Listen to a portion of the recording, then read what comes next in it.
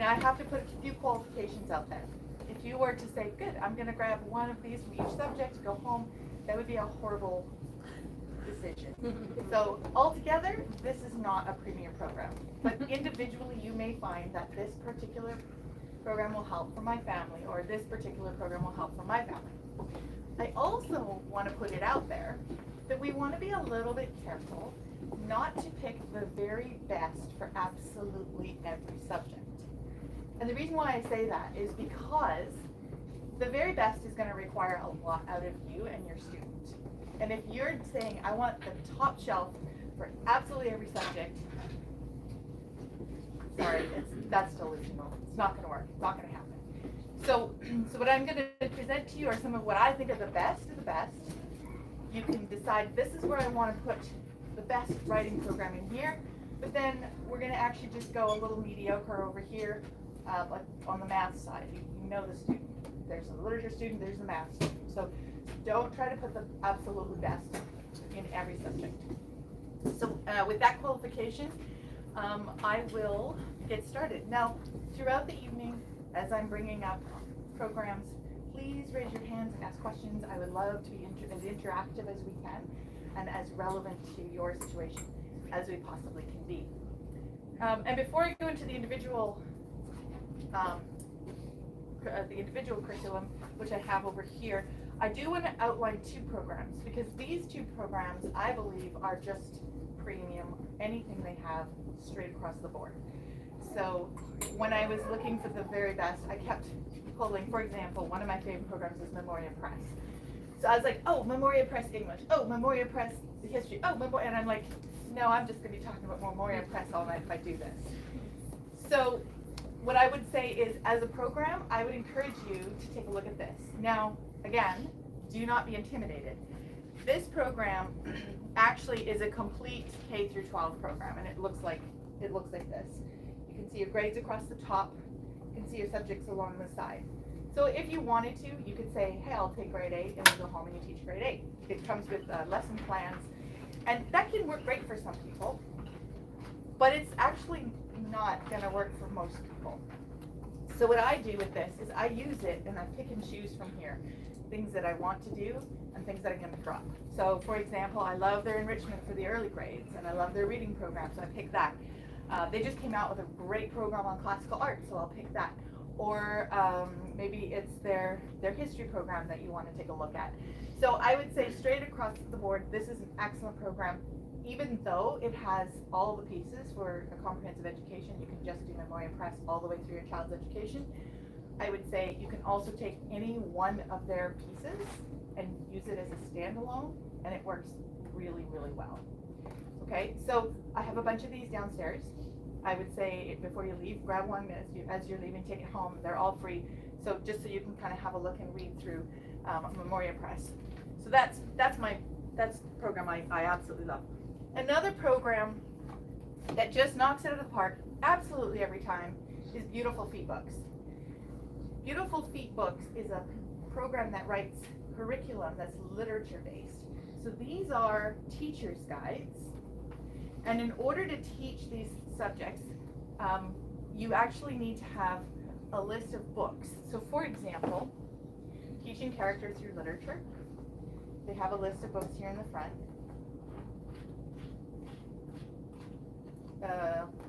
Well, here they have their favorite authors, but a lot of these authors are going to be borrowing their books. And you'll take from the book lists that they have, and you'll be reading through, here we go, they don't have pictures, but here we go, here's their book lists. So you'll be reading through these books as you go through the curriculum. Here's a lesson. It's very, very simple, very easy. You have a lesson, it tells you what to read, and then it tells you what to discuss or what to write or what to do. Very, very gentle. They just use literature. And it might sound like that isn't going to get you very far. The thing is, you can teach this program right into high school. Some of their history for high school is they'll have the children writing essays, they'll have them doing timelines, they're doing charting and mapping, all by reading through these books of literature. There's even some Shakespeare in there, some great works in here. So again, Memoria Press, if you feel like there's a subject where you really want to you want to get it, but you don't have a lot of time, and your student is capable of reading at this level, get one of these, you've got it covered. You're good to go. So again, between Memoria Press and Beautiful Feet, I could just send you home with that, but I'm not going to. Okay, so the first subject that I want to cover is Bible. I think Bible is extremely important. It should be the number one program or the number one subject that we determine to teach our kids. But there are many, many pitfalls when it comes to a Bible curriculum. And that has to do with the fact that there are many different interpretations of the Bible, about as many interpretations as there are denominations, and then possibly even Bible study groups out there. So it can get pretty complicated. So what I recommend for a Bible study program is just a program that studies the Bible. And the program that I like the very best, not surprisingly, is from Memoria Press. And I couldn't find something better than this one. It's called Christian Studies, but don't be distracted from that term. It's actually a Bible study. Now, what they do here is they have the student actually reading the Bible, and I like to do this actually as a group with the whole family as a devotional. They have the student reading the Bible. They talk about the facts, what happened in the story. There's a Bible memory verse, and then they have a discussion about like what happened in the story. This is as close to a literature study as you're going to get. This curriculum is not going to tell your students how to interpret Noah's relationship while he was building the ark with the people around him. It's not going to tell you to talk about Abraham, whether he made a good or bad decision with Hagar. It's not going to tell you that. But what it is going to do is it's going to say, who are the characters in this story? Memorize these characters. What is the plain of Shinar? Why is it important? What happened there? These are really important things to know. It also has a geography component, which I find fascinating because this part of the world, well, there's a lot of history there. Mm-hmm. And I think that if we understand what happened in this part of the world, when the Hebrew people lived there as God's people, it will help us to understand and translate even maybe into some of the complex issues that are happening there today. But we have to start with the Bible.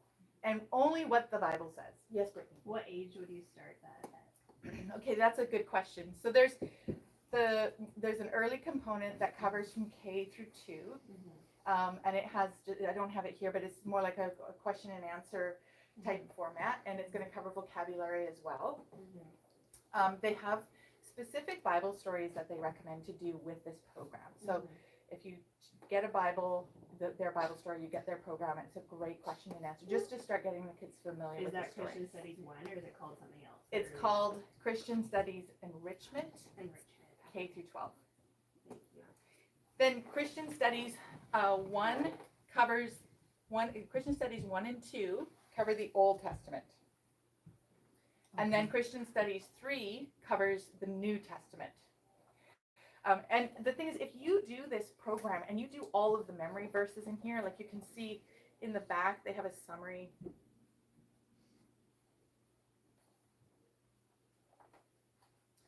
Copybook and memory verses, you're looking at 25 verses there. And then here's your Old Testament drill. You know how like they had Bible trivia in Sunday school and stuff like this?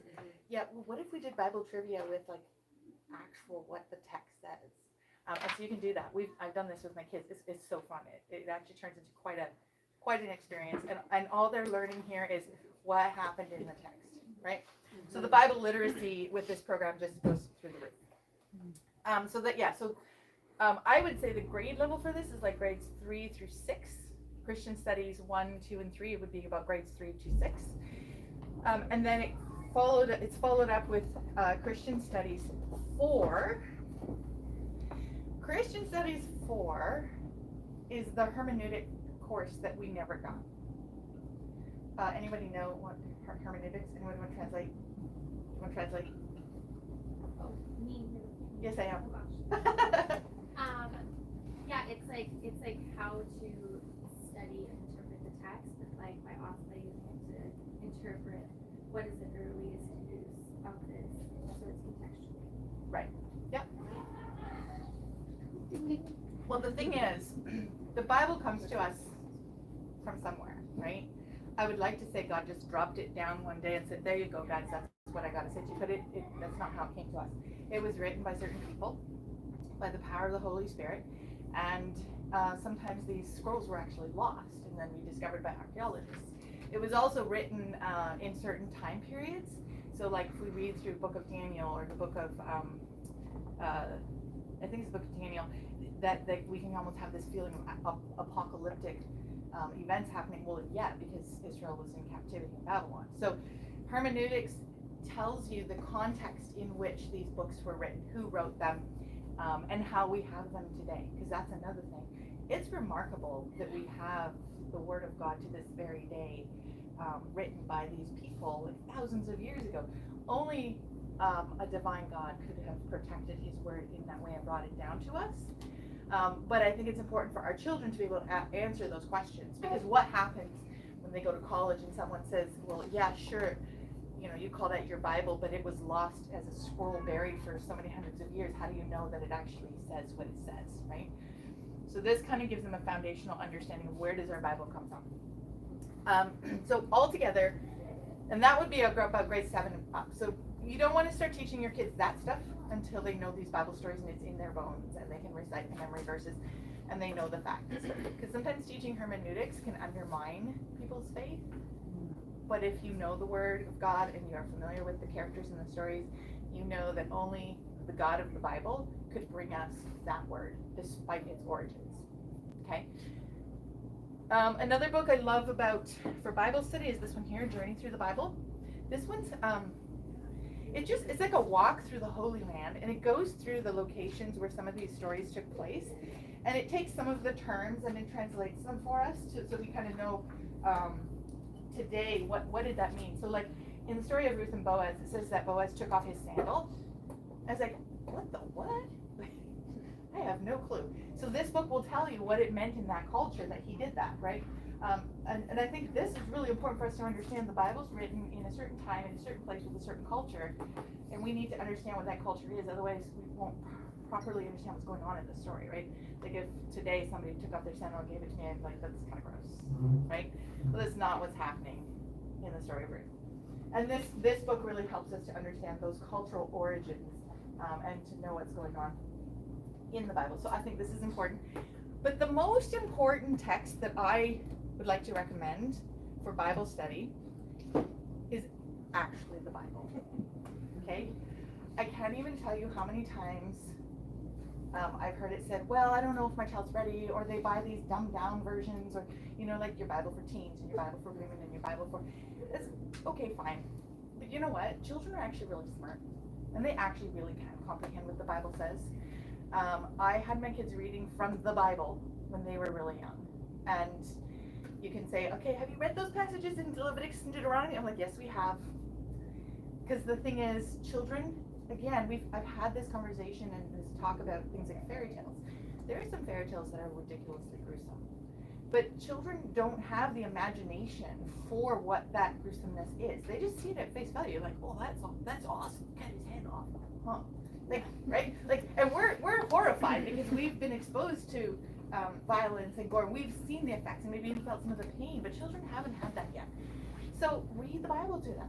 Let them actually read the stories. The other thing about reading the Bible is to understand and to become familiar with the different formats, the different writing formats, right?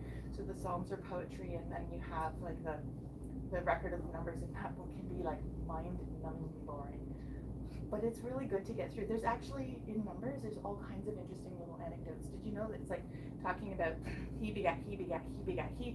And it was in the time of Perez that the earth began to come apart. Did you know it said that in the Bible? And it says that right there in those really, really boring genealogies. And so read the Bible. Like, just read it. So that's my recommendation for Bible. Oh my goodness, I'm gonna have to pick it up. Okay, history. Sorry, just a quick thing on the reading the Bible. We haven't got a clear plan yet on what we're gonna do, but I was wondering about like how much you work it into your morning time, like read aloud. Like obviously it's different ages of what you would do, but yeah. Do you just follow one of these Christian study things? Like I was looking at maybe a read in 3 years kind of idea. If we want smaller pieces for our little ones. Like, yes. What would So you say? Yeah, so that's where I like the first component to this program, where it does break it down into 3 years. And if you just do that, Okay. yeah, over 3 years, you'll actually cover the Bible. Okay. I think it's a very wise homeschooling mom. She homeschooled, I want to say 10. There's a large number like that. She's now a grandmother. The one thing she told me about Bible is it's really a good idea to tie it to a daily habit or a daily activity, right? So that you don't forget. So, and we had this in our home for the longest time. We had a habit of sitting down for breakfast, make breakfast for the kids. We'd sit down at the table, and while they were eating, we would read the Bible. So, or even before or after meals. And like every time you sit down together, which I recommend at least once a day, sit down with your whole family at the table around a meal. But then before or after, read the Bible. So if you're tying it to something, then it becomes such a habit, like I can't eat until I've read the Bible, right? So there's that one way to do that, to just make it a habit. Because I think Bible is different than other curriculum. I think like if you don't get to your history, it's going to be fine. I don't think Bible is one of those subjects we want to kind of, toy around with. I do think we want to try to fit that in. Another time to do is before bed.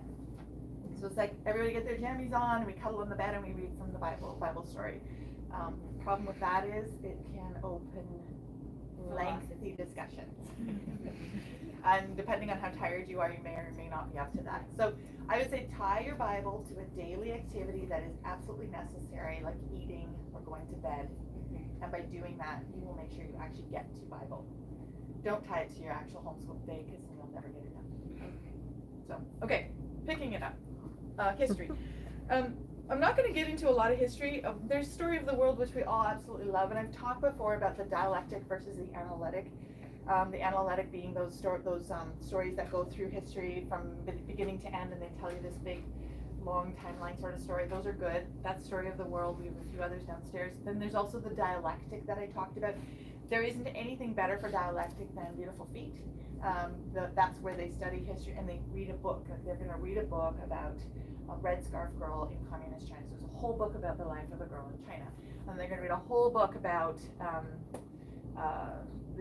in a different historical period, but traveling west in the Western expansion in the United States, right? And so they're going to, rather than seeing like an overview of history, they're going to dive deep down into history and get a good idea of what's happening.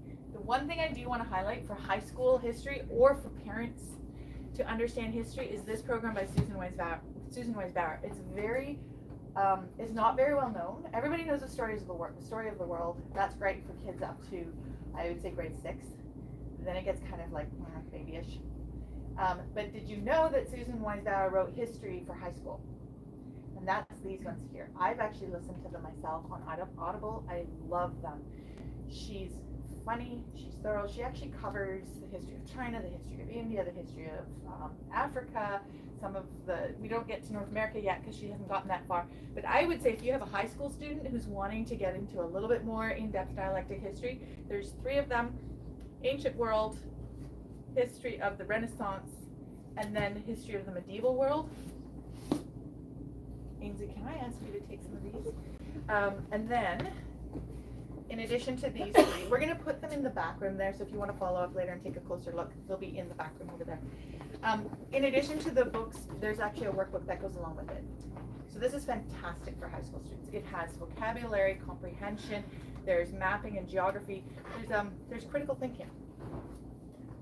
Okay? So this one deals with history at a level where you can actually dig deep into it with your teenagers and your deep thinkers. So I would say, yes. Do you need to have the previous levels in order to do this? No. Okay.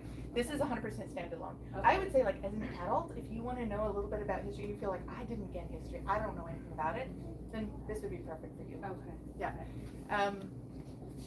And then one last thing on the history, I think it's important that for history, you have it, whenever you're teaching history, dialectically or analytically, have a timeline book like this. They can look differently inside. There's a few different options downstairs, so find one that works for your student. But what it does is it just has the year up here. So this is 54th century, and then the different by the tens here. So as your student is reading or coming across different historical anecdotes here and there, they can jot them down in their timeline. And when they graduate high school, then they've written their own history book. Because it will show all the different things that they've learned, and it will be relevant because they will have actually encountered those events in history. I just wondered, like, with the Book of Centuries, do people tend to do them for each child, or do you guys do them as like a family? So there, you could do both. I've seen it done with as a family. They build this beautiful timeline book as a family. I do think it's important though that each child has one as well, because each child is going to be coming across different historical anecdotes based on all the different things they're studying. So my daughter's studying mathematics, and the teacher likes to bring up these mathematicians and when they lived and what they discovered, and so she's putting all that in her timeline, right? Or perhaps you're doing a study on science and you learn about these different scientists. So the cross-curricular opportunities with the timeline is so rich, right? So that's where I would say if each child is doing their own, I think that's a really good idea, but you can also do it as a family. So, So what's that book called? so this is the Book of Centuries, and this one's called Wonders of Old. I really like this one. It leaves a lot of blank space to write in, and it has its own timeline too, so you can kind of pin it to the facts of history that we really should know, but we might not. Okay, and then that brings me to geography. There is this little program about geography that is so hidden and undiscovered. I think it is fantastic. It's called Legends and Leagues, and there's 4 different, it comes in 4 programs. It's got East, West, North, and South. And you start with your workbook. Yes, start with the workbook. And just follow what the chapter says. Where are we here? It goes through some vocabulary, and then it'll talk what happened. So when it says what happened, then you're going to read through this little storybook. This little storybook is not grounded in reality other than the geographical landmarks that it talks about. But it's quite fantastical because there's no way you can go around this part of the Western Hemisphere and cover as much as they want to cover unless you have fantastical dragons and creatures that can move fast. So it's not, so in that sense it's really fun and it's really funny and it's easy to get through, okay? So they're going to give you the story, but the story is full of all geographical landmarks that they're going to want the student to come to remember. And then they just answer the questions, but as you go through, so for example, Brazil, you're going to learn a little bit about Brazil, but it goes through the culture, so the economy and the culture of these countries as well. Here's the Amazon River in Brazil. There's a little bit of fun, and now we're going to move on to Peru. So you could easily do like 1 country a week with this program. You'll be doing recipes, making headdresses, and all these fun things. Like I said, there's 4 of them, and they do not need to be done in any particular order. If you feel like, hey, we've never really studied South America, just study South America and then be done. So I love this program. It's not very expensive. I think it's an unsung gem. What ages? This would be about grades 3 to 7. Quite a wide age range, and absolutely not like in any kind of grade sequence, not at all. Can I give that one to you? And then, of course, not to be forgotten, the Book of Nations. This is new, and again, it's from Beautiful Feet. It's quite new, and this book. So this is one of those areas of study, like geography, where I'm like, I do think it's important. I really think we should know about our world and the cultures and the people in our world. But we have 24 hours in a day, and I'm sleeping a good chunk of those hours. So if you can't do a geography program, then just get this book and put it on your coffee table and have it accessible to your kids. It covers every country of the world, and it gives all the facts that we really need to know. So it gives our official name, the capital, the population, the area. It shows a little picture of where it is in the world. Here's some fun facts. Here's the bird of Mozambique. So it just gives you enough that you know what you need to know about the world.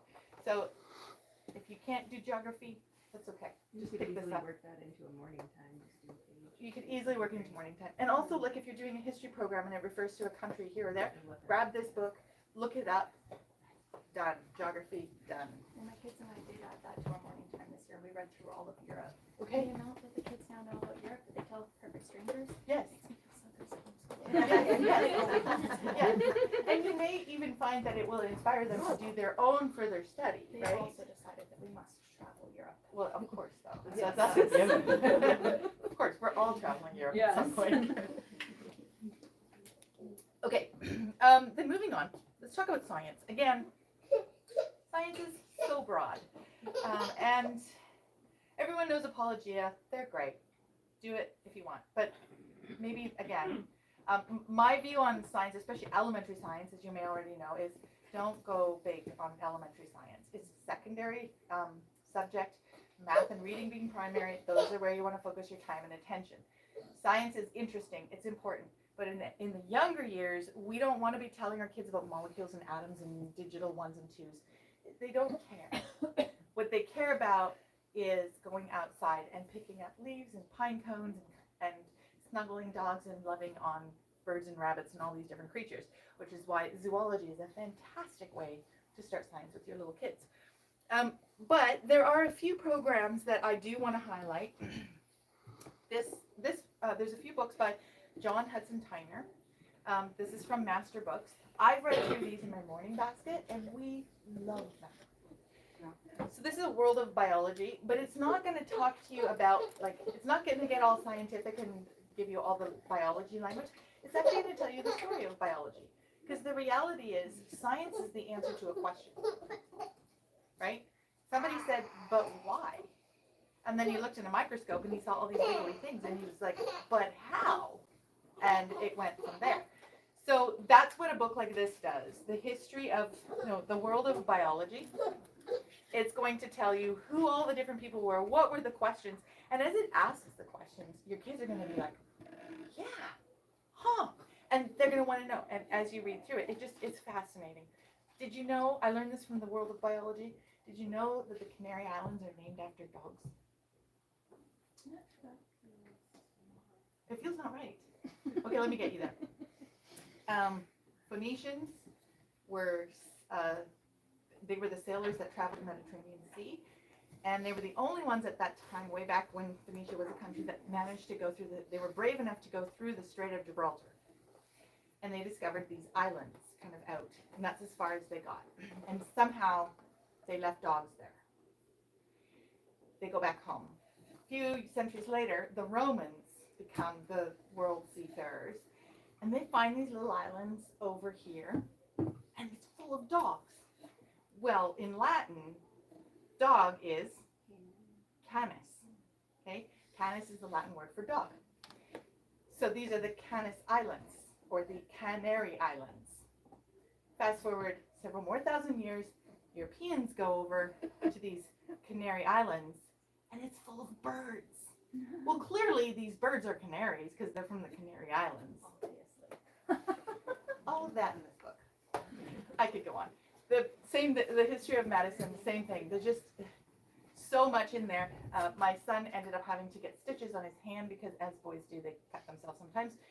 And we were in the hospital waiting for the doctor. He comes in there. He starts, putting stuff together. And my son's like, wait, is it sterilized? I think he was 5 or 6 at the time. The doctor's like, what do you mean, is it sterilized? You know what that means? And he's like, yeah, it means it's really clean. There's no bacteria. And I'm not going to get infection. And he's like, okay, fine, it's sterilized.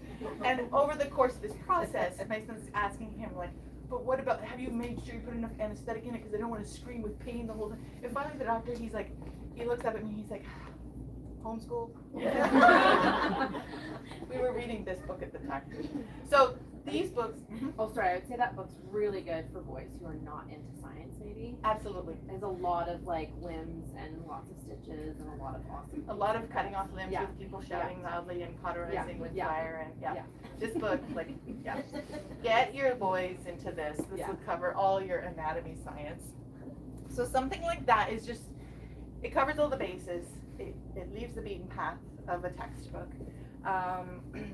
Another group of books from Apologia that I really like are these ones. The geology book, the weather book, there's the cave book, and they're kind of like the Book of Nations, where they cover everything you need to know about this particular subject.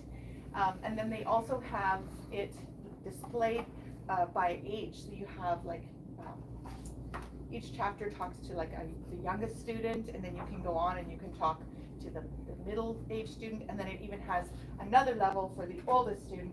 So if you have that older, if you're doing that one-room schoolhouse and it's in a morning basket, you can read it and you can let the little guys go, and you can keep reading and let the middle guys go, and then you can finish off with your older big kids.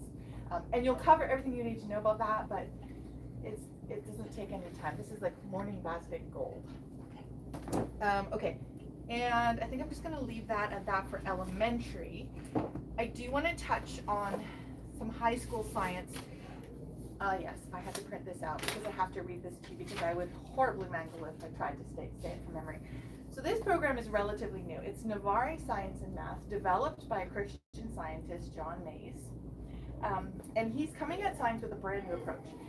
His goal is to teach what he calls wonder, integration, and mastery. So the wonder part comes in where he wants to have a student engaged with the subject in real time and in life. So we're not going to delve into, here's chemistry, all these, here's your periodic table of elements, memorize that, and we're going to put these together and start explosions happening. Not going to happen. He's first going to give you a picture of the world and tie this particular subject into the practical world. So that's the wonder part of it. Then there's integration, and he's going to tie it into other subjects. So this is, well, obviously it's going to have math in it, but it's full of math and it's full of history. Again, he's going to bring in the people who ask the question of why. And then mastery is where that's like, there's the spiral program or the mastery program. So mastery is where they're going to take the concept they've learned and they're going to do it over and work with it over and over until they know it really, really well. Another component that he has put together is, you may notice that for science textbooks, they're really quite slim. Have you seen Apologia's General Science? So what he's doing is he is taking out of the textbooks anything that is peripheral to the subject. Because what can happen is that as they're writing these science books, they're like, oh, but we should just talk about this. Oh, but let's talk about this. It's the equivalent to elementary math that includes rulers and estimation and weather patterns and charts and timing. Like, that's math, sure, but we should really be focusing on the addition, multiplication, subtraction, division, okay? So in science, what he's done is he's kind of taken out all that stuff and he's just drilling down to the very basics of the subject. And that way your student will be better able to master it. But finally, this is what I love the most. He has what he calls the kingdom perspective. Now I want to read this to you because it was just profound. He says, we reject today's artificial conflict between faith and science. We affirm Jesus Christ as the center of all things.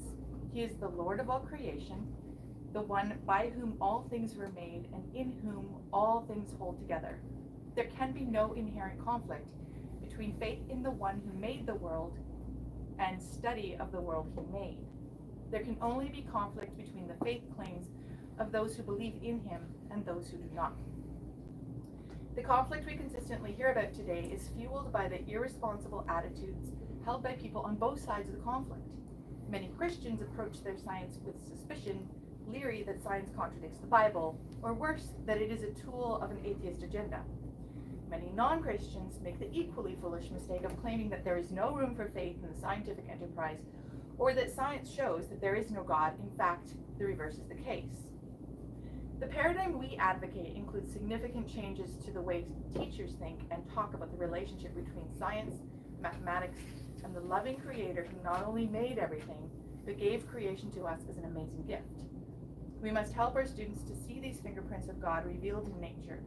We live in an endlessly fascinating and mysterious world, where not only do the heavens declare the glory of God, and the skies proclaim his handiwork, but so do atoms, lemurs, DNA, Fermat's last theorem, the integrity of scientists, the transparency of our atmosphere, and the Higgs boson. This beautiful world, this breathtaking gift of God, is loaded with potential we haven't even dreamed of yet. Now, how would you like that to be your science teacher? Isn't that beautiful? I just had to read it. Okay, so that's a program that I think we really seriously need to consider for high school. I think it's going to take away, well, the controversies he's talking about there. Okay, so we're gonna move on to math. I've actually talked quite a lot about math. I have a YouTube video about Singapore math. Yes, Brittany? Sorry, just still on science, can you Yes. just briefly summarize nature journaling? and Nature, how you yes. use it? Yes. Yeah. So nature journaling is something I recommend again for elementary, so up to grade 6. Nature journaling is when you observe nature and you learn how to like write down your observations. So what is the pattern of a leaf, or what is the shape of a tree? You know how you can have like the perfect light and there's this tree and it just glows in the light. So what is the shape of that? What are you seeing? And draw it. What are some of the shades of color? So you're just asking questions about what you're seeing in nature and then just write it down. So What are it's the not drawing, it's writing? It is. It's drawing too. So it's all kinds of different approaches, right? So Okay. it's drawing, it's describing, it's counting. Counting is a huge part of nature journaling. Okay. It's collecting specimens, our favorite part. It's having your child interact with nature and then ask the questions and write it down, because it's the precursor to a really in-depth, high-level science program. So if you want to do advanced biology, if you do nature journaling with your elementary kids, you're preparing them for a very successful biology career, right? Because you're teaching them to ask the right questions. Okay, math. Yeah, so I've talked about Singapore, I've talked about kind of what's out there, but I do want to bring up this one. This is a new program. They only have grade 4, it just came out, but I think if you're going to start off with math, or if you want to come at math with a different approach from textbooks, I'm really excited about this program. It's written by Kate Snow, and she's written, I think I talked about them in one of my talks, she's written like 4 books on games for math, multiplication, division, addition, subtraction, just straight up games. And I like them, I've used them as supplements to workbooks. But this is her program, like an actual full-on math program. It all starts with the instructor's guide, which gives you the lesson plan. And she's gonna help you to do activities, and there's games in here as well. There's mental math, there's review, there's activities, there's experiments and projects. You didn't know that math had experiments, but it really, really does. And she's got all of that in here. So there's actually a lot more that you're going to be doing without the workbook than with the workbook. Okay? So yes, as a parent, you have to be involved, but you're going to be teaching children math in the real world. Oh yes, of course, what we love is that every lesson, not every lesson, but a lot of lessons have an enrichment component that's based on a picture book. And we have some of those here. I think you may have seen them, like, the circumference books, or there's like Math to a Million, or 7, 8, 9. I'm just trying to find the book list. In the back here is the book list of picture books. So it's very comprehensive. It's very intercurricular. That's the word I'm looking for. Intercurricular. You've got the tactile. You've got the games. There is the workbook part of it. The student will have to do a workbook, because at the end of the day, we do have to start writing things down and figuring it out. But by the time they sit down with the workbook, they've done a whole lot of math in the real world without a workbook. So I'm pretty excited about this program. I think if you have the time to invest it, if you want your child to be very prolific at math, or if they're showing a tendency toward math, I would really think you should give that program a try. Okay. Let's move into, now I want to move into what they call language arts. And I have a pet peeve with that term. I don't think there is such a thing as like a curriculum that can teach one, or like all of language arts at once. And I know there's programs that try to do it. And I know that there's a place for those programs without question. But I think if we really understand what language is, and I've talked about how to teach it, I think it's taught as a progression towards writing composition being the final result of language arts. And it's going to start with, so as I introduce these, this is what I think a language arts program should look like through the elementary life of the child. These are the subjects we should be teaching, and we should be starting with copybooks. Now, Again, I know I've said this, but I love Memoria's copybooks. I think they have a really good progression from manuscript into cursive. There are also, believe it or not, several different kinds of cursive and print styles. There's like Zener Blosser, there's New American, which is actually has nothing to do with being American. We Canadians are actually quite capable of doing it as well. And then there's the Demelian, and it all gets quite complicated. And quite frankly, just pick one. It's not going to matter at the end of the day. But do a copybook, because what this book does, I actually really like this book. This is a huge thick book for cursive.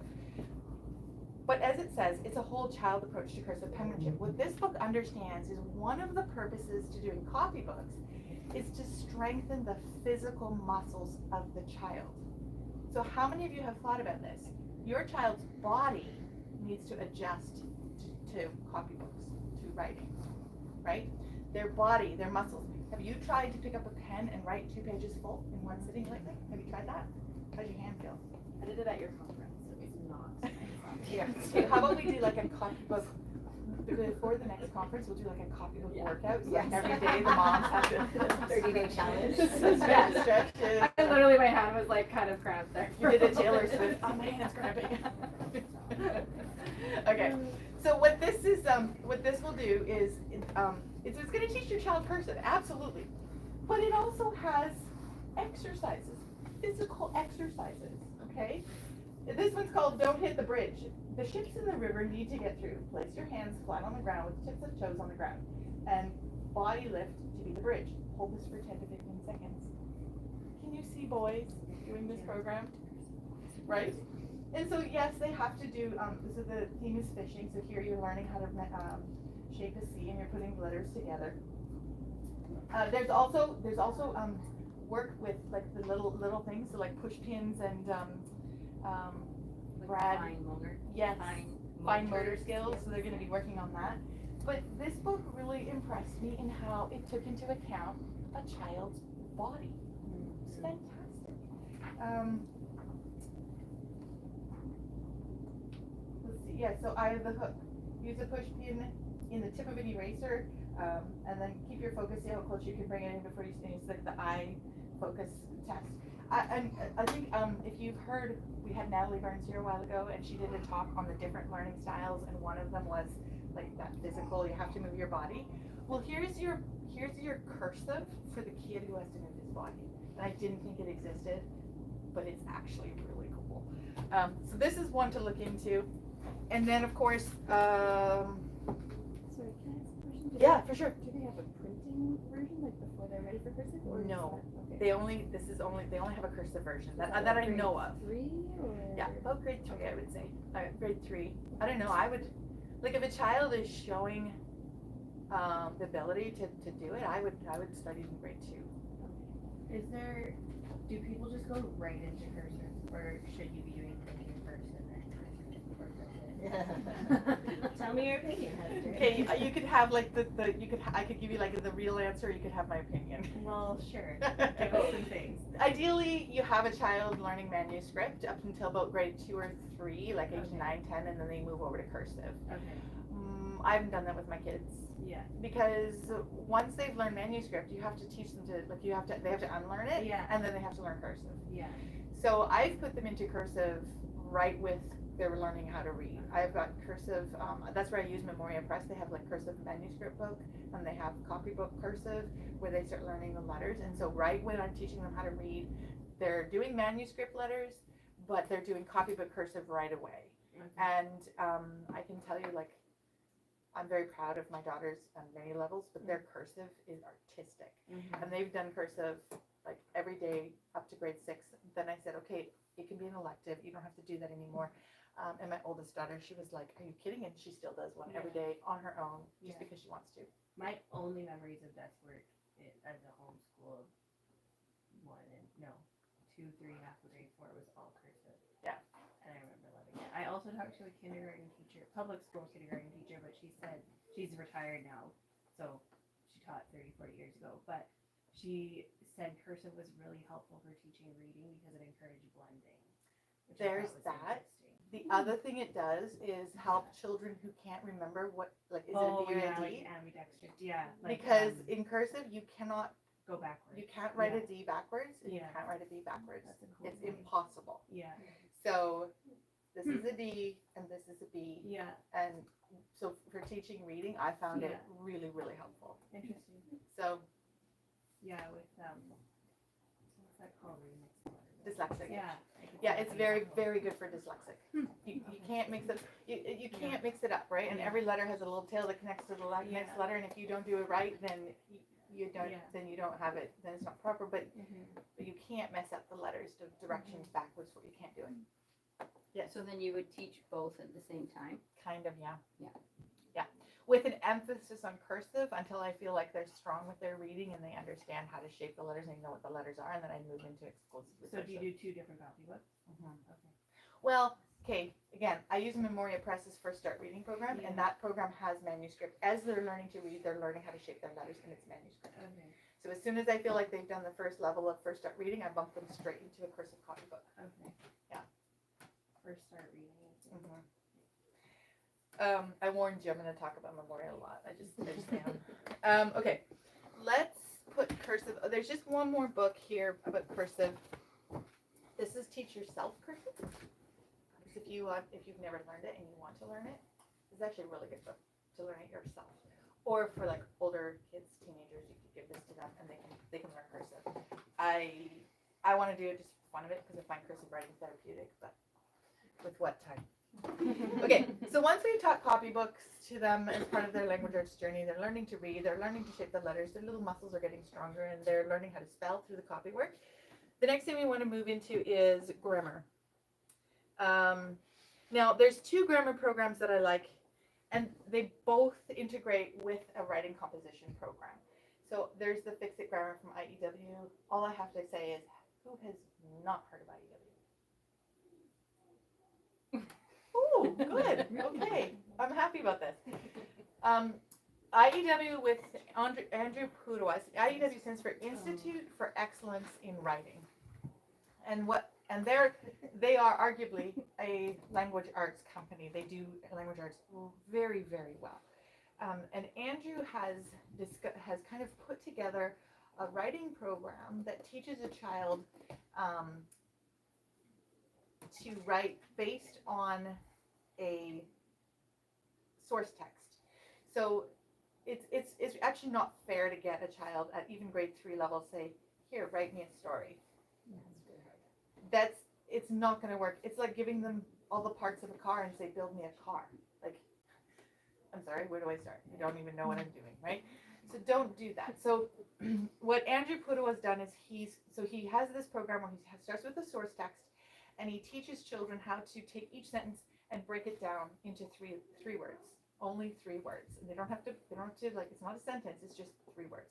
And as they put, this is called their keyword outline, they're also going to learn the story. They're going to learn how to narrate it back.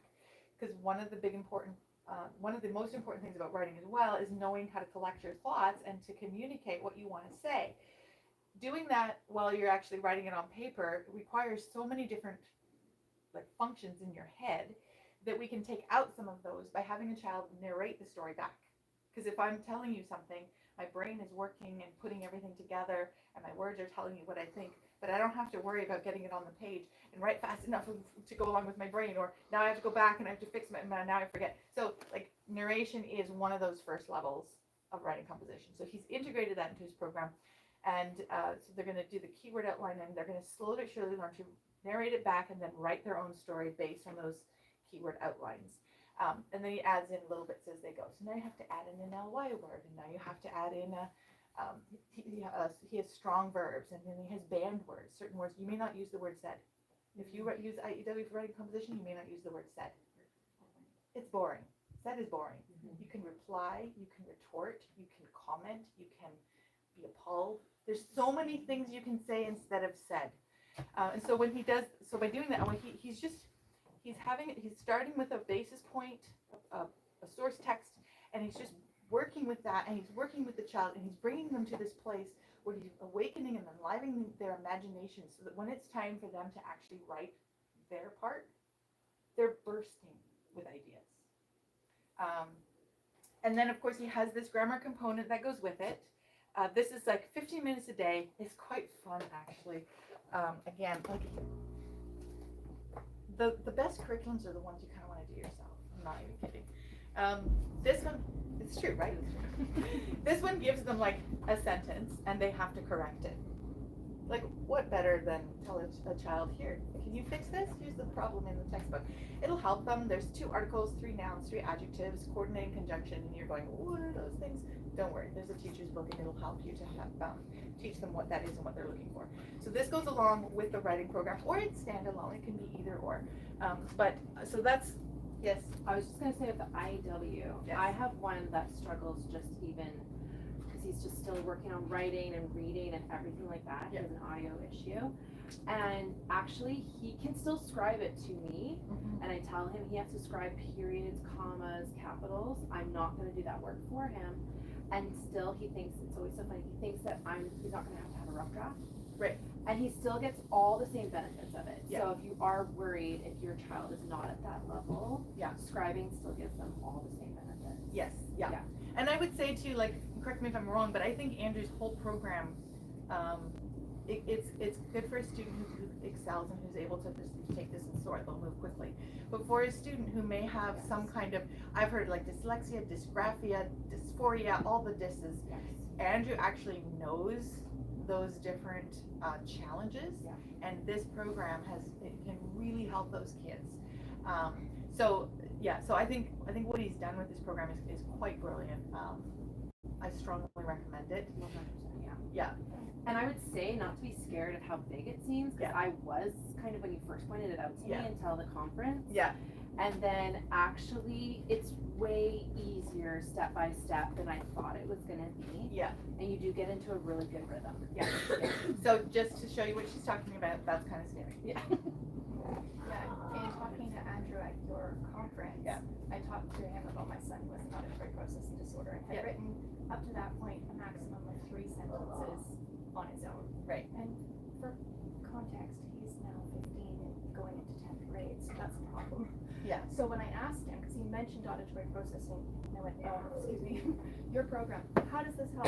And anyways, he pointed me in the direction of like just doing one of the themed books or Yes. whatever, and we went from, History-based writing. yeah, and we went from 3 sentences to my son being able to write a full 2 pages with a rough draft, edit it, give me a final draft, and there's no tears involved. Yeah. So like, Yeah, no it's an tears. amazing program. It is. What Andrew understands too is that boys and girls are different, Yes. and we're not scared to say it, and we're not scared to teach it.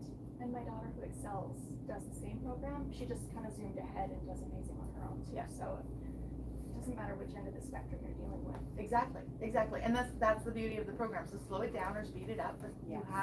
you have the ability to do that. So so like what Corinne is talking about is like when we first introduced the program, it can look like this or it can look like this, and that's all kind of scary and intimidating, right?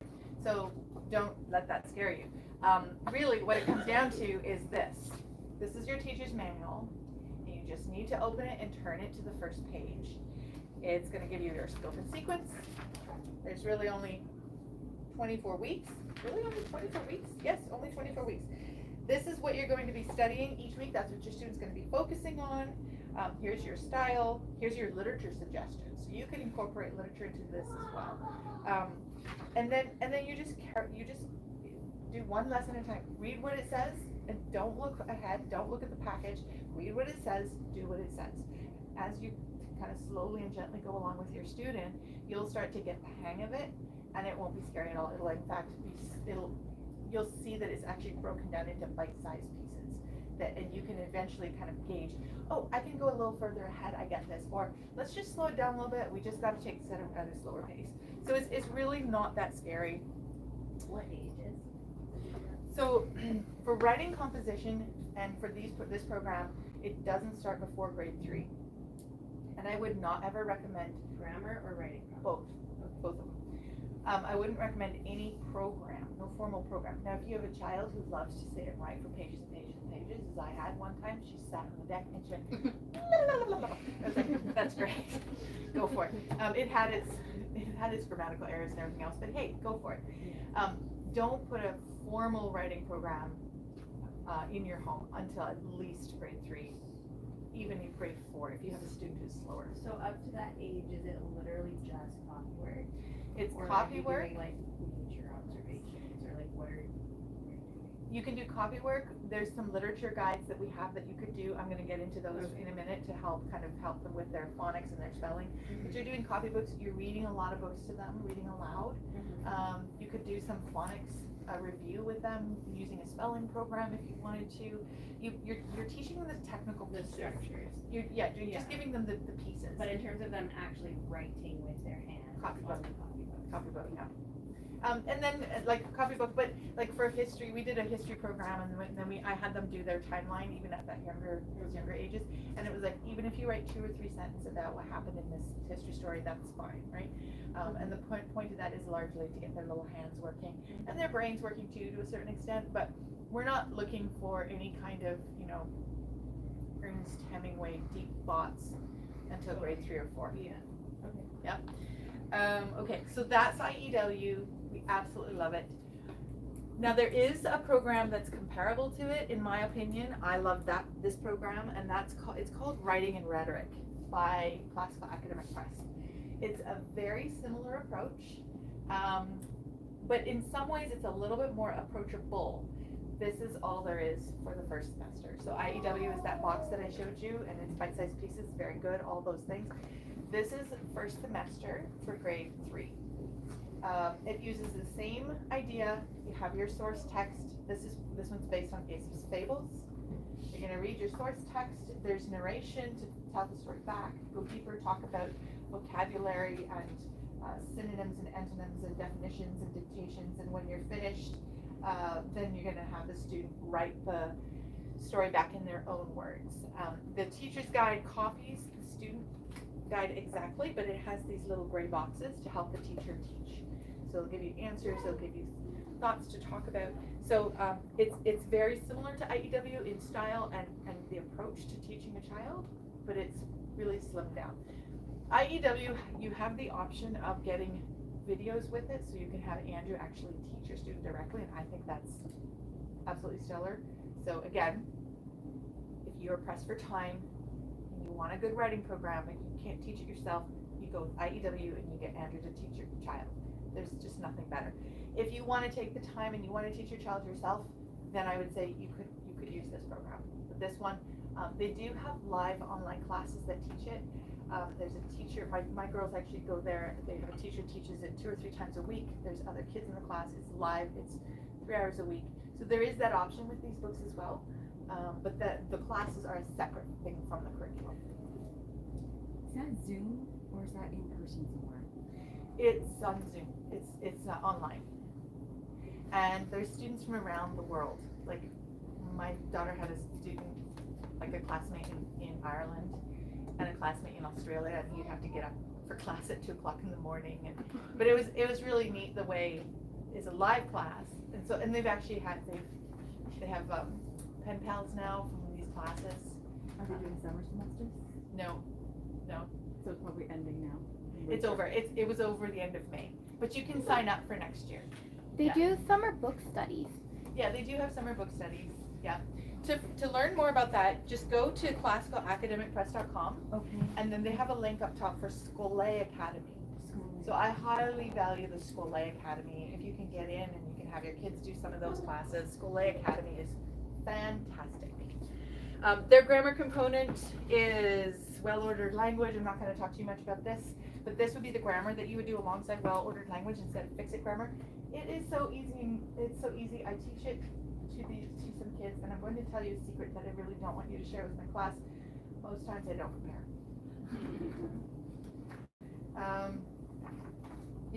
The gray pages, if it has a gray bar, these are your teacher's notes. You read it.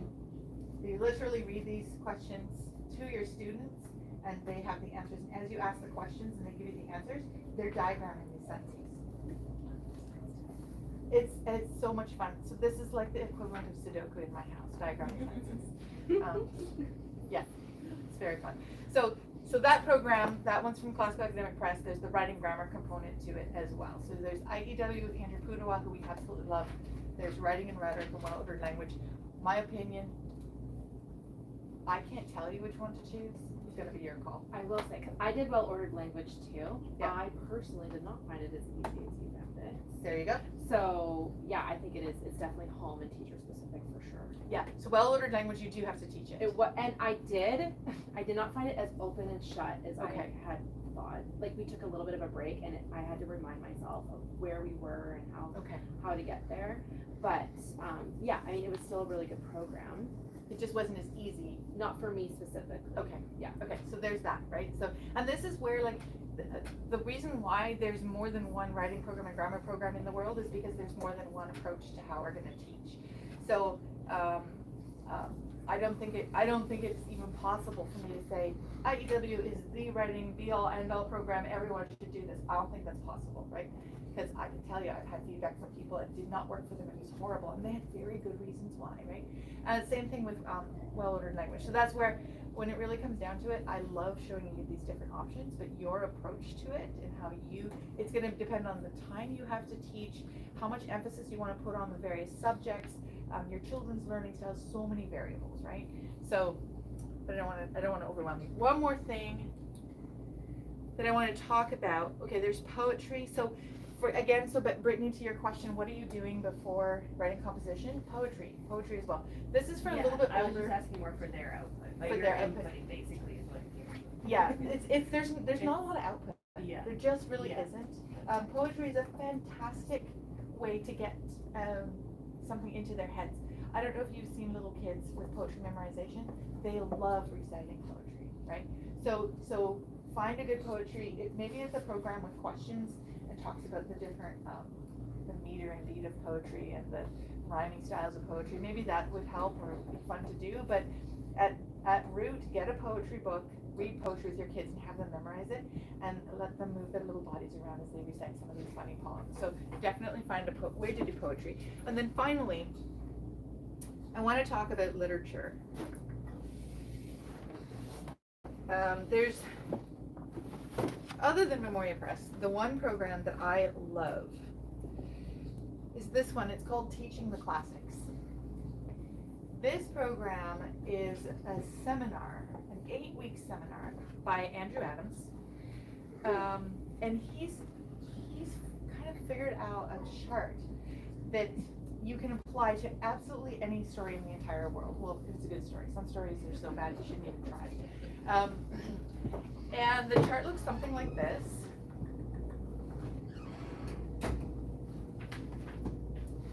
Oh yes, of course it's going to not. It's going to be difficult. Okay, and then once you see the chart, the question is, how do I know how to fill it out? Here we go. This is the chart. Every story follows this pattern. Every single story in the entire world, except backwards. So there's conflict and plot. Then there's the setting and the characters. But within that, there's the exposition, rising action, climax, denouement, as Andrew says, and the conclusion. Okay. How do we know how to find this in a story, right? Well, that's what this seminar is about. He goes through all of these different areas and he gives you questions to ask to find answers in a Socratic dialogue style. So for style and content, he's going to talk about literary context, and this program comes with, it's an 8-week seminar, an 8-part seminar, and it comes with 8 videos or DVDs or that media that you can actually watch, and he's going to teach this to you, and he's going to use poetry, he's going to use short story, he's going to use all kinds of different ways to show you how you can ask questions using the Socratic method to answer and fill out this story chart. The reason why I love this program so very much is because if you learn this, I've done this seminar 3 times, 3 years in a row, every summer with a group of ladies. Once you've learned how to do this, and once you've learned how to ask the questions, you're not bound to literature guides anymore. It's all up here. and you can work with your children, and you can even have them, like, you know how they get to this point where they're reading so voraciously that you don't know what they're reading anymore, and you don't know how to get ahead of them? Well, you can learn the questions to ask so that you can find out what they're reading without reading it yourself. And it has to be more than like, do you like it? Right? It has to be more than that. So I would say if you invest in one major thing, do it with your girlfriends, do it with the community, do it together. It's fun. And then once you've done the seminar and you're like, okay, that's great, I still don't know what you're talking about. He has these, what he calls the ready readers. He's got a few different options. And with this, he just takes specific books and he has lesson plans for you. So this one is based on the cricket in Times Square. Yes. And here's your different lessons that you're going to go through: plot, setting, characters, conflict, theme, literary devices. And you're like, well, so here's his questions. Now in the back of this book, he has a list of all the questions for each one of these in order from easy to hard. So the first three you can ask an elementary school student of a picture book, and the last ones you're going to be into like Deepweeds High School. So here he goes. He's picked a few of the questions to ask, and he's giving you answers. Now, a good literary study isn't going to be in perfect question answer format. There's going to be no like actual correct answer that you can check off in a book. But what this does is it gives you an idea of where you're going with the answers. Like, so do you long to climb into the pages of this book, to live in its world, or does it repel you, and why? And as a follow-up question asked, is this place scary to you as it was to Chester Cricket? Why or why not? Right, so it just gives you those kind of prompts. And so he goes through different books in here. Trumpet of the Swan is one. This is more for elementary. Misty of Chincoteague. And so once you're finished teaching through this, now you've done the seminar, you've taught some books using the process. It was my experience that now I felt like, okay, I got this. And I still like to have this book handy. I still like to know what questions I'm going to be asking. But this is like the prototype, the program to teach literature, or to learn how to teach literature, or at the root of it, to learn how to ask questions when your kids are reading books that you're not familiar with. So there's that one, and then finally Memoria Press. So for output, Brittany, you had talked about what do you do for output. I like these ones. Memoria Press has 3 different stages in their literature guides. You'll see a progression through the guides. They start off with these in elementary grade. You're going to be reading the story with them, but the focus for these ones is a bit on the technical of the language, the technical sides of language. So it's going to continue to focus on phonics. There's some bigger words in these books, and it's going to give them a phonics reminder of how to pronounce them and what to do with those words. There's going to be vocabulary, there's going to be comprehension. And these books are a nice way to have your student answering questions and actually writing in these books to get some of that output going. I like them as an oral tool as well, so I've put some of these in my morning basket, and I just have the teacher's manual handy, and I ask some of these questions as we're going through boarding time. So is it applying to like okay, there's 2 together. Yeah, so there's a student guide. This is what the student would write in. This is the teacher's guide. The teacher's guide has like the little teaching notes on the side in addition to the student book, right? And then as they progress from the phonics side of literature, they're going to move into they're going to need a little bit more. We're not so worried about phonics anymore because they can read well. So now we're going to be talking about vocabulary, comprehension questions. There's going to be discussion questions, because now we're getting into the age and stage where they're going to start having questions like, what is going on here? Why is this happening? Why is that happening? So this is where you're going to start drawing out their ideas now. There's an enrichment part as well. So I like how this is cross-curricular, where it will have you looking at geography or some historical fact, or digging into something that's a little bit beyond the text, but it's in the text, but it's like a little bit beyond literature. And then finally for high school, they go really deep. This is your student guide. This is your teacher guide. So they're going to be reading the book and going through, well, Anna Karenina is already pretty deep, but again, vocabulary, discussion, reading notes, comprehension questions. There's Socratic dialogue in here. but then ultimately what's going to happen is at this level, the teacher's going to start requiring them to write essays because they're capable now and they have big opinions. We've taught them how to read, we've taught them how to ask questions, and now we want them to tell us what they think about some of these really deep themes. So I think Memoria literature guides do a great job of taking a student from elementary into high school, and showing them how to actually do a literature study right from the very beginning. Like, what does this word mean? How do you sound this word out? To what's the deeper meaning behind this action over here? So, okay. Do we have a question? We do have a question Okay. about math with confidence. Yes. Is it worth getting kindergarten, or can you go straight into grade 1? You don't want to do that with math with confidence, Okay. to go straight into grade 1. You absolutely want to start off with kindergarten. And the reason for that is because it's so much more than a workbook. So right from the very beginning, Kate Snow is laying a foundation for understanding numbers in a way that's going to be served for first and second and onward. So if you've never done a math program before, start with kindergarten and start with those foundational activities, games, workbook, and even if you can, the picture books. Okay. And one more question. Are there any printing copybook recommendations, specific names For printing? for printing? So again, I really like Memoria Press's printing copybooks. Simply Charlotte Mason has some good printing copybooks as well. Simply Charlotte Mason, the content is like hymns and poetry and that sort of thing. So I like Simply Charlotte Mason as well. That's for printing. Now I'm going to give you a bit of a tip on copybooks that I wanted to give before, kind of forgot slipped my mind. Did you know that you can go online and find free copybook page generators? You told me a while ago. So there's one website called Kidzone. I think it's called kidzone.ws. I love the way they teach cursive, and they also have like a generator. It's a bit of an antiquated website. Like you'll feel like when the internet age burst upon us. However, it is an excellent tool. Like, it does the job. And I've never really looked beyond that one because I think it's great. It's done the trick. But my guess is if you looked for it, you would be able to find some free copybook generating software or websites out there.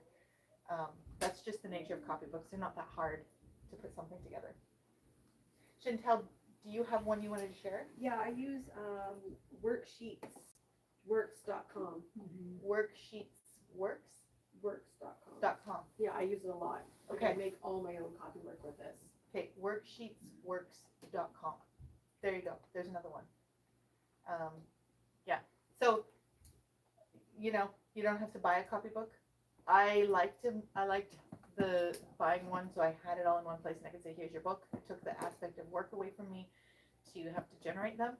But if you want to, and if you have the time, by all means, use a free copybook generator. So thanks for the question. Yes.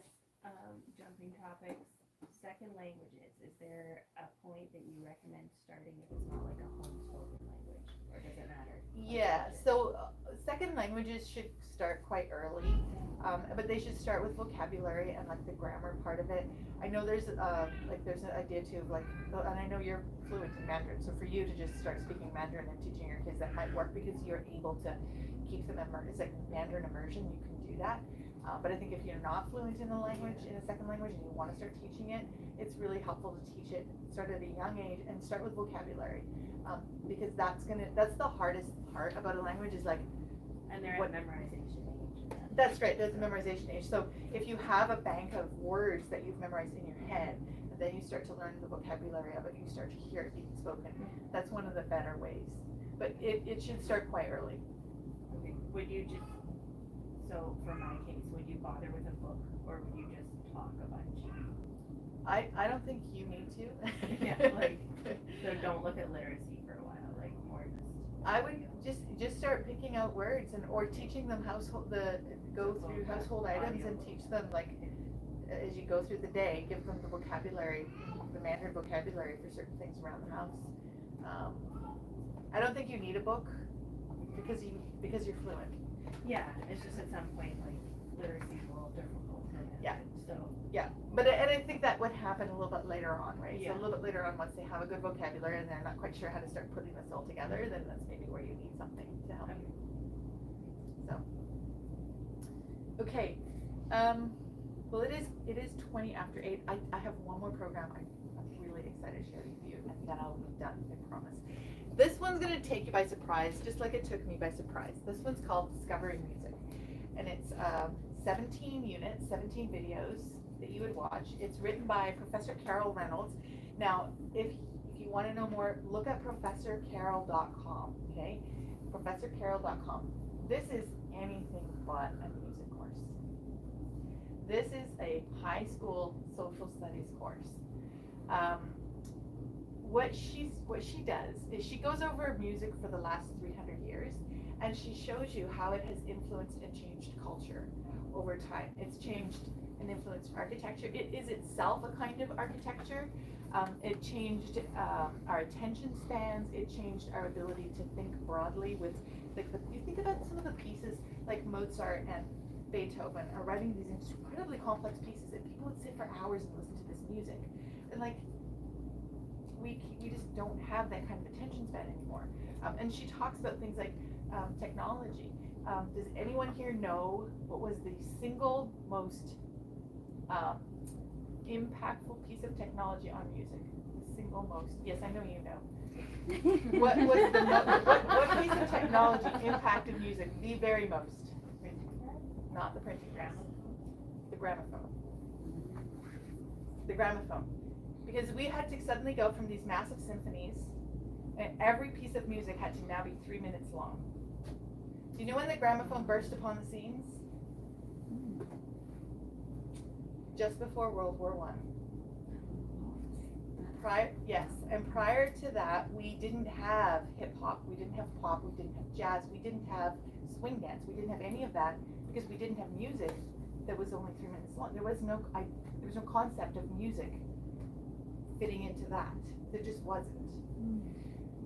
And so she shows how when that happened, it changed, it shortened our, like, that was the #1 piece of technology that shortened our attention span, just like that. Because you thought it was the iPhone. So it's, yeah,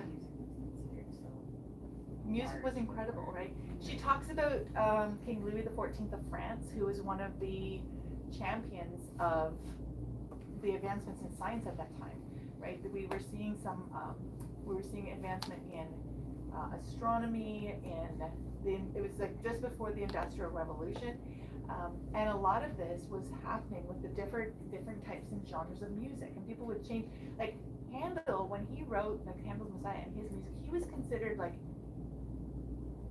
that was considered pub music back in those days, if you can imagine. And so throughout history, throughout culture, music has been the thing that kind of determines what culture is going to do, how we are going to respond.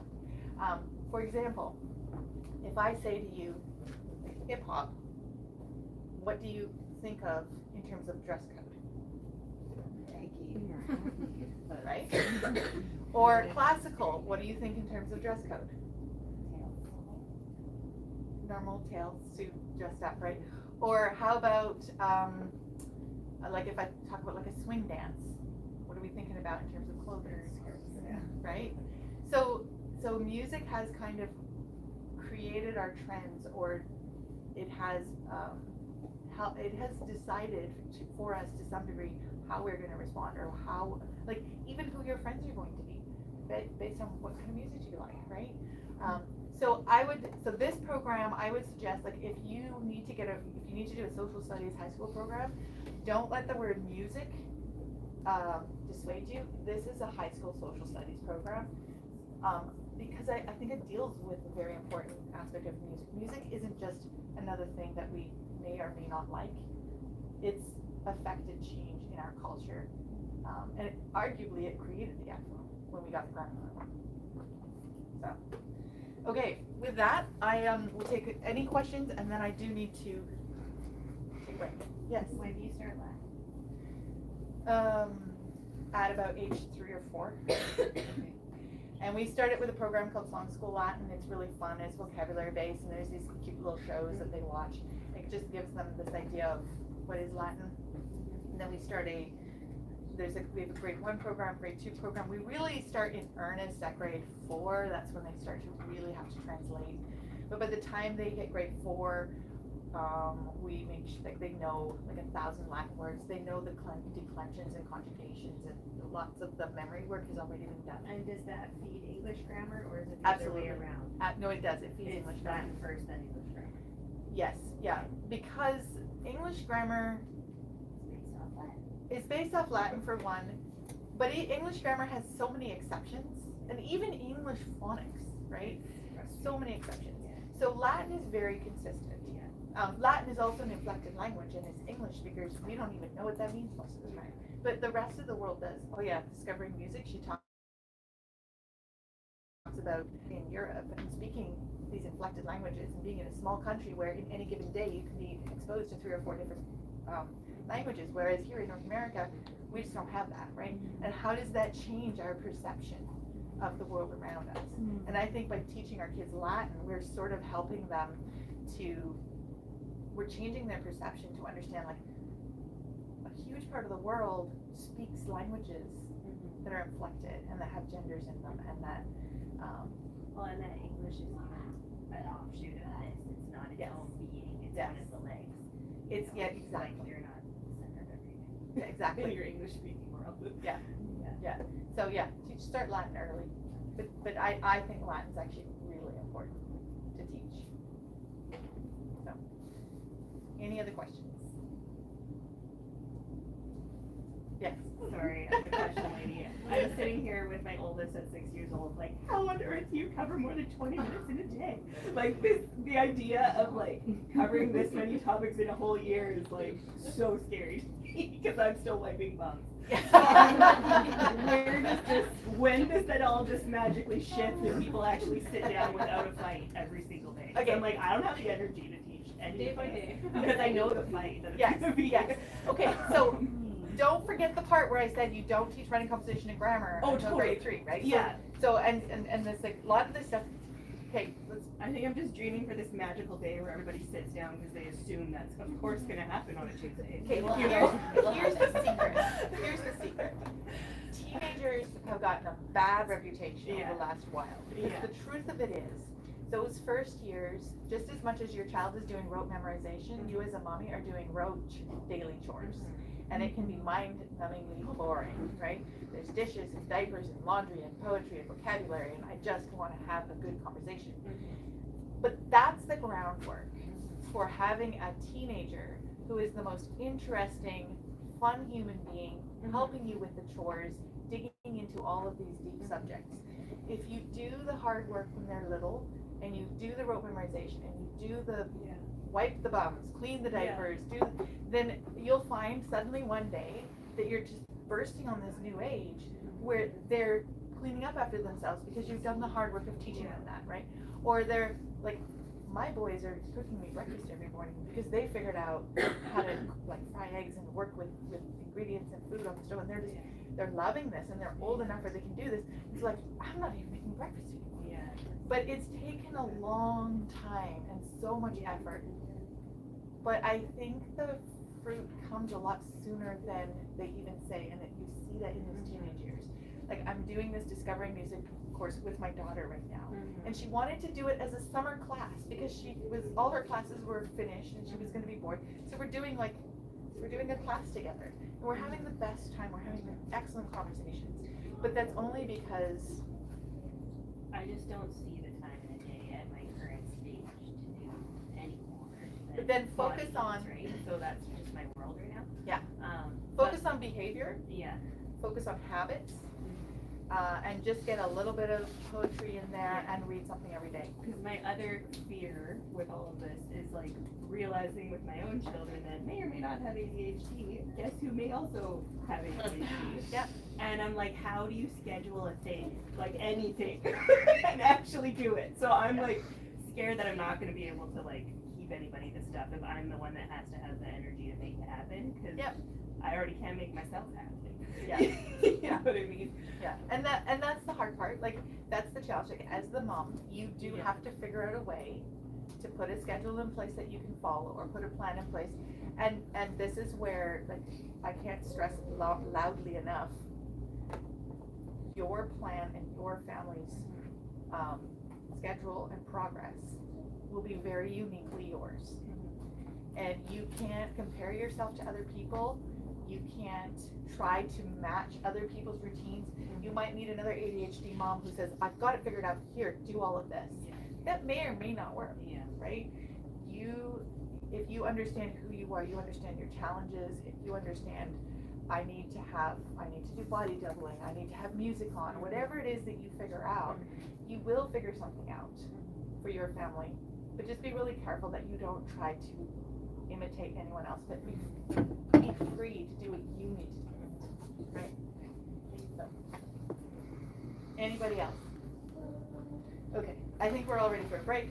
Thank you so much for coming. Happy shopping.